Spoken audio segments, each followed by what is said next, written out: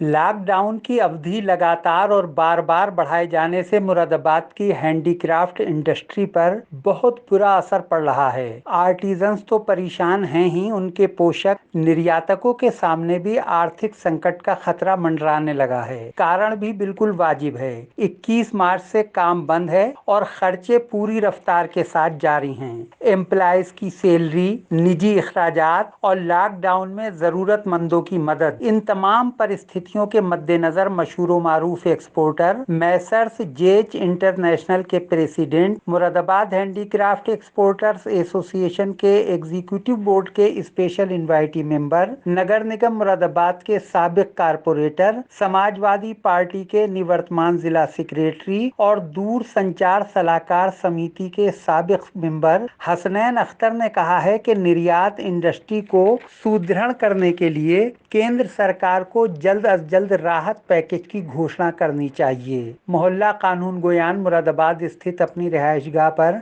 City channel के साथ बातचीत करते हुए हसनैन अख्तर ने बताया कि MHEA के महासचिव अवधेश अग्रवाल और export promotion council for handicraft के डायरेक्टर जनरल राकेश कुमार के माध्यम से मुरादाबाद के निर्यातक पहले ही अपनी मांगे केंद्र सरकार तक पहुंचा चुके हैं। वरिष्ठ समाज सेवी एवं निर्यातक हसनैन अख्तर ने इस अवसर पर सभी लोगों से लॉकडाउन पर पूरी तरह अमल करने की पुरजोर गुजारिश भी की, ताकि हमारा जिला मुरादाबाद जल्द अज जल्द रेड जोन से ग्रीन जोन में आ जाए। उन्होंने कहा, हाशिम भाई, 22 मार्च से लॉकडाउन शुरू हुआ और जब से ही क्राइसिस में तो आ ही गए सब लोग जी।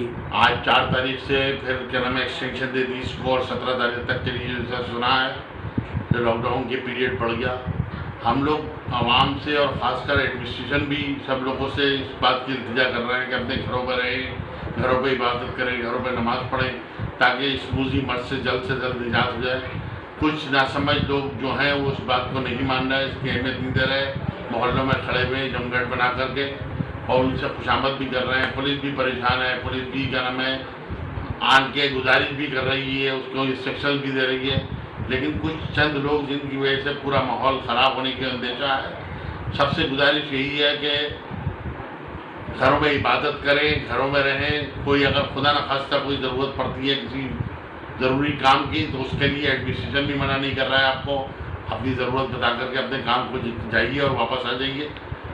जहाँ तक कारोबारी मसला है, कारोबार भी हालात जो हैं जहाँ तक मैं समझता हूँ आगे आने वाले पीरियड में बहुत ख़राब होने वाले हैं, क्योंकि इसका अंदेशा ये है कि कारोबार नहीं है, कारोबार खुलेंगे तो जाहिर है कि हम सोशल डिस्टेंसिंग का भी मतलब ख्याल रखेंगे और उसमें जो है वो हमारे पास लेबर भी कम होगी। एडमिनिस्ट्रेशन ने जिस तरह से कहा है कि साहब 30% और 40% लेबर को बुलाइए आप और अपनी आप काम कराइए, तो ऐसे पॉसिबल कैसे हो सकता है? बिजनेस जो है स्पीड नहीं पकड़ पाएगी। नहीं पकड़ पाएगी। दूसरी बात ये जो हमारे कंटेनर जिन एक्सपोर्टर्स के फैक्ट्रियों में तैयार रखे हैं उनके आने जाने का सिलसिला बिल्कुल बंद है।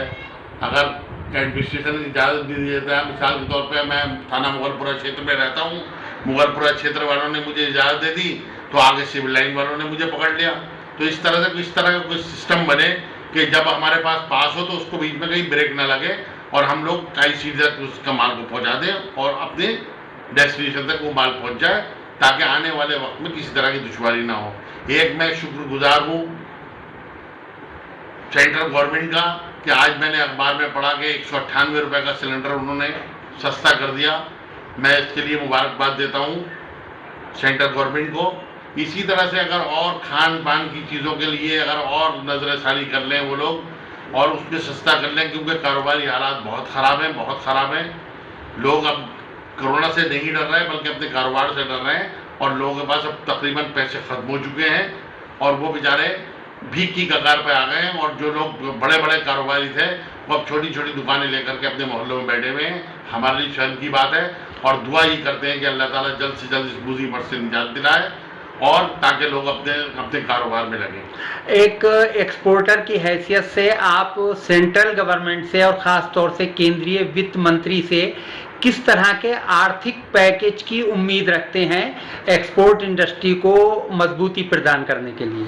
देखिए, हमारे यहाँ मुरादाबाद हैंडीक्राफ्ट एक्सपोर्टर एसोसिएशन के महासचिव हैं अवधेश अग्रवाल जी, COA मेंबर हैं नीरज खन्ना जी, नबील अंसारी साहब है, इन लोगों ने रिक्वेस्ट की है हमारी EPCH को के थ्रू गवर्नमेंट से कि जो हमने मार्च की सैलरी दी है एक्सपोर्टर्स ने, वो बिना काम के अपने स्टाफ को दी है।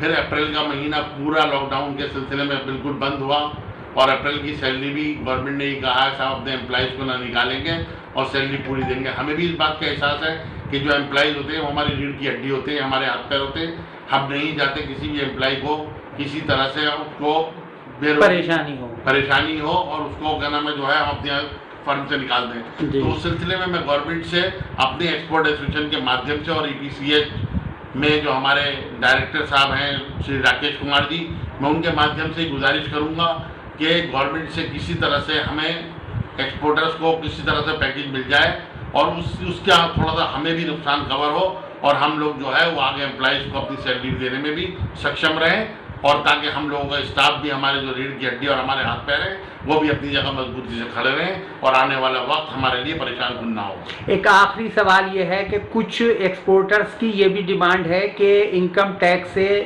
एग्जेम्प्ट कर दिया जाए कुछ अरसे के लिए निर्यातकों को। आप इस मांग से कहाँ तक सहमत हैं? खाली इनकम टैक्स का मसला नहीं है हाशिम भाई, हमारी एसोसिएशन ने तो ये भी गुजारिश करी थी कि बिजली का बिल है वो भी तकरीबन 50% कर दिया जाए और जितने भी जो हमारे ऊपर बोझ हैं, खाली इनकम टैक्स की बात नहीं है, सेल टैक्स का भी मसला है, GST रिफंड का भी मामला है, हाउस टैक्स के मसले हैं।